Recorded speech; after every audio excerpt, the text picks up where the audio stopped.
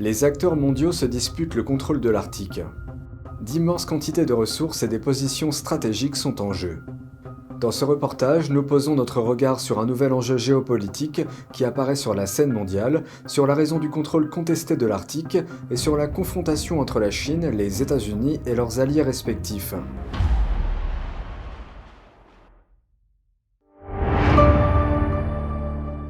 Bienvenue dans Regard sur la Chine. Dans la période actuelle, les puissances mondiales ont les yeux rivés vers le pôle Nord. C'est devenu, je pense, l'une des zones de compétition les plus intenses. Avec le réchauffement des eaux, la région présente des possibilités illimitées mais aussi des menaces inédites. De nouvelles routes maritimes polaires s'ouvrent qui permettront à la Russie et à la Chine d'exploiter les réserves d'hydrocarbures russes qui n'ont pas encore été exploitées.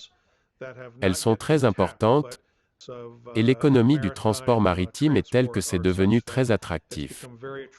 Cet homme est Rick Fisher, chargé de recherche au Centre international d'évaluation et de stratégie. Il fait remarquer que les nations prennent des mesures pour exploiter ces nouvelles ressources. La Russie dispose déjà d'une importante flotte de brise-glace. Et la Chine se lance également dans la construction de brise-glace à propulsion nucléaire. Les deux pays veulent donc gagner beaucoup d'argent et profiter des réserves de pétrole et de gaz de la Russie, beaucoup plus proches et plus facilement accessibles.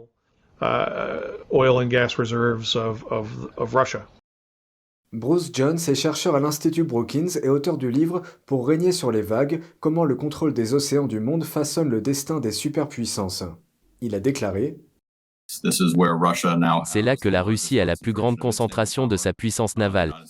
Les États-Unis ont commencé à ramener des sous-marins nucléaires dans l'Arctique pour la première fois depuis la fin de la guerre froide.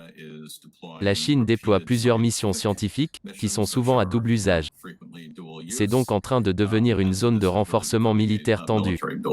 Quant à savoir pourquoi le régime chinois s'intéresse à l'Arctique, Pour la Chine, l'Arctique offre une opportunité stratégique et tactique si elle y effectue des patrouilles de ses sous-marins nucléaires.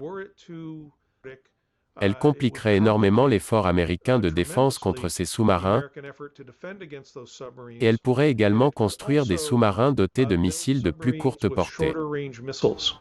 Fisher ajoute que ces menaces sont particulièrement préoccupantes pour l'Amérique.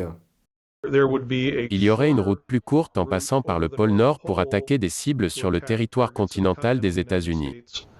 Et si le gouvernement chinois pouvait obtenir ce bastion stratégique, qu'est-ce que cela signifierait ? Ce serait avantageux pour la Chine en termes de surveillance, elle pourrait surveiller l'atmosphère au-dessus de l'Arctique. Car ce serait une route importante pour ses missiles balistiques intercontinentaux, s'il devait y avoir une guerre nucléaire. Il n'est pas certain que la Russie ait beaucoup d'intérêt à permettre à la Chine d'installer des bases militaires. Mais il est très probable que la Russie tolère une présence militaire chinoise accrue tant qu'elle est dirigée contre les États-Unis. Sur cette dernière partie, qu'en est-il des intérêts de la Russie dans la région ? Si vous êtes la Russie, et que vous voulez mettre un sous-marin nucléaire au large des côtes des États-Unis, il descend par les eaux arctiques, par ce qu'on appelle le passage du GIUK, qui passe par le Groenland, l'Islande et le Royaume-Uni, c'est un canal d'eau qui sépare ces pays. Donc pour la Russie, c'est une route très importante pour atteindre l'Atlantique Nord et pour menacer les États-Unis. Et comme ces deux puissances ont un objectif similaire, elles font équipe et mettent de côté leurs différences. Ils reviendront plus tard à la concurrence entre eux, mais pour l'instant, ils ont cet objectif qui compte plus pour eux, qui est d'essayer d'affaiblir les États-Unis. En se référant à l'histoire, Fisher dit que les États-Unis pourraient bien être sérieusement touchés. La défense de ces sous-marins était une mission clé pour la marine soviétique pendant la guerre froide. Elle reste une mission très importante pour la marine russe. Il est probable que la Chine puisse contribuer à la défense de ces sous-marins en aidant à fixer les forces navales américaines, basées en Alaska, sur la côte ouest américaine ou même à Hawaï. Jones note que tout cela fait partie d'un problème plus large. Nous aurons à nous défendre contre la combinaison de puissances de frappe navale et à longue portée que la Chine et la Russie possèdent en grande partie. Les capacités russes sont, jusqu'à présent, légèrement plus sophistiquées que celles de la Chine. Mais les Chinois sont plus nombreux et rattrapent rapidement leur retard et, à certains endroits, dépassent la technologie russe.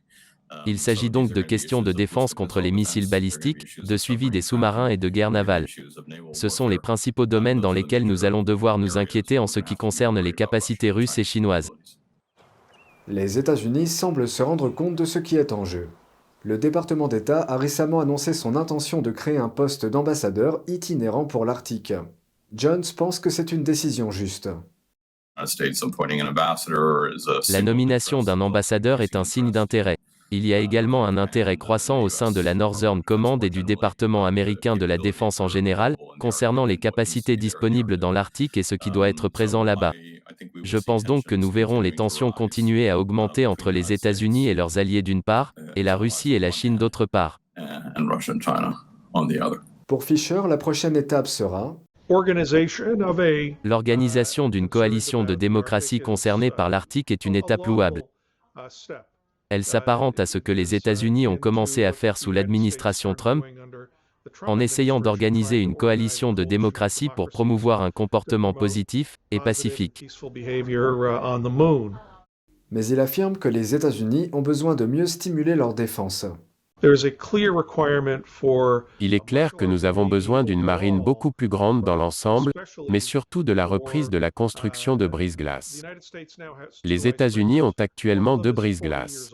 L'un d'eux a 40 ans. Les gardes-côtes veulent absolument de nouveaux brise-glaces.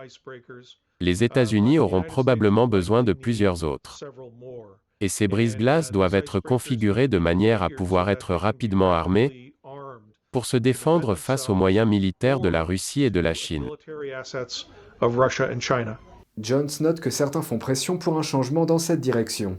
Le chef des opérations navales a récemment publié un rapport de planification préconisant une marine à 600 flottes, répartie entre une flotte avec équipage et une flotte sans équipage.